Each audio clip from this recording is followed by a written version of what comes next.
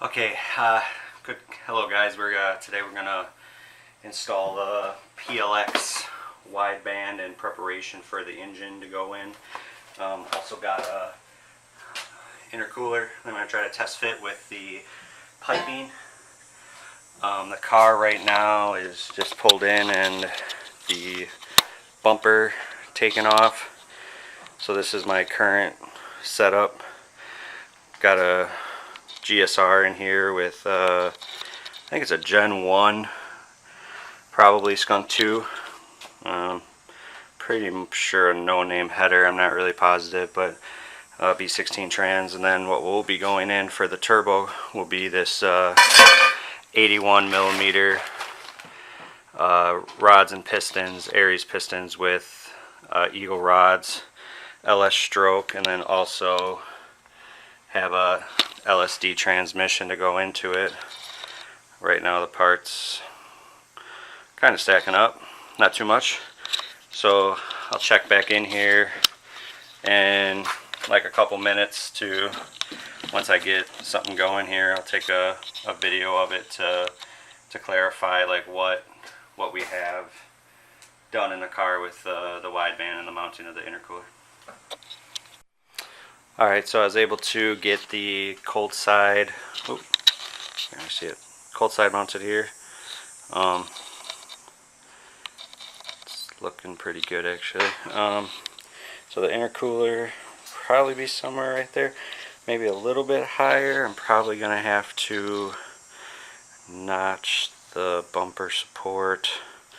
And then I got my header drop there so I can swap out the wideband sensor, and then probably I'm just going to probably go in through the firewall.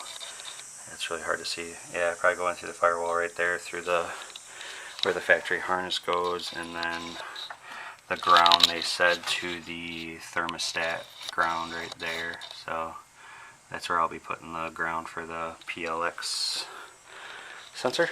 That's about where I'm at right now. So I got the wideband out. I was just going to say, if you guys have ever struggled with getting a wideband out, this is what you need. You got to put anti-seize on them before you put them in. I put this one in probably 2 or 3 years ago, and I used a let me grab it. So I used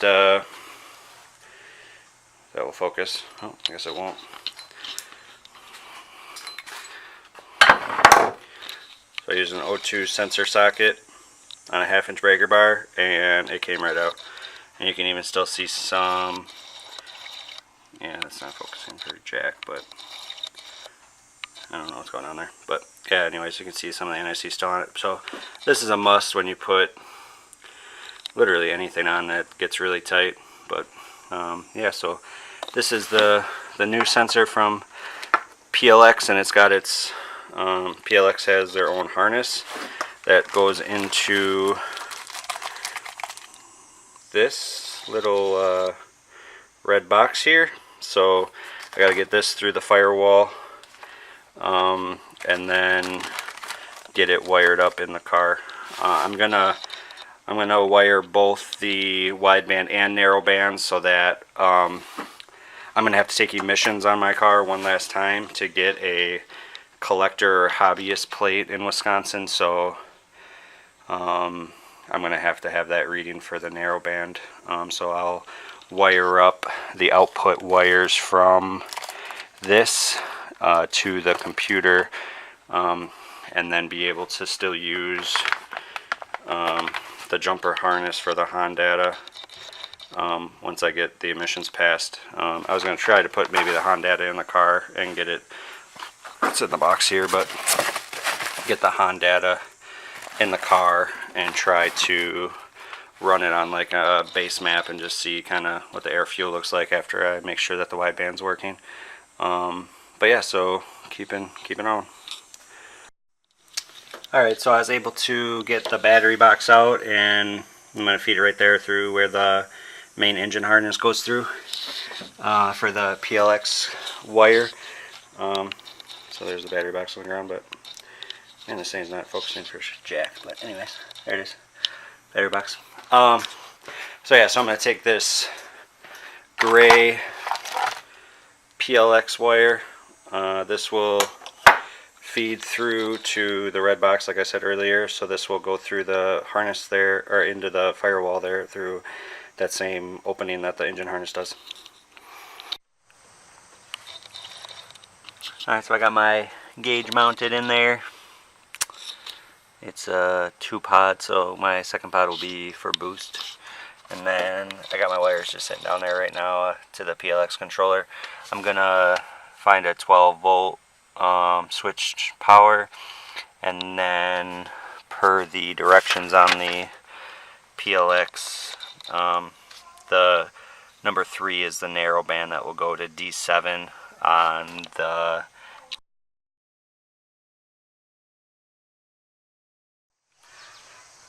so I was able to finish the wideband install. Took me a bit longer than I expected, but I still got a problem with the O2 now, so but at least the gauge is in and it's working. As I suspected, my car is running pig rich. I felt like it's been running rich for a long time, but maybe the ECU just can't. The ECU can't get a reading right now, so maybe it's just a little bit richer than it should be. But like if I start the car, you'll see it. It runs pretty rich. It's running at like 13 to 1, 12.5 to 1, so it's pretty rich. But yeah, I'll get the proper pin out. I tried D7. D7 didn't work. I looked at A6 from a different guide, but A6 isn't the right color, so I gotta find the wire. The manual is showing black and yellow, so I gotta do a continuity test. But I'm kind of done for today. So, but at least it's installed and running. So get the rest of it done. So yeah, so thank you guys for watching the video, and if you could like, subscribe. I'm gonna keep going I'm gonna order some intercooler couplers, and then be able to get the kit mounted so that once I get the new engine complete, I can just swap it out. But yeah, thank you so much.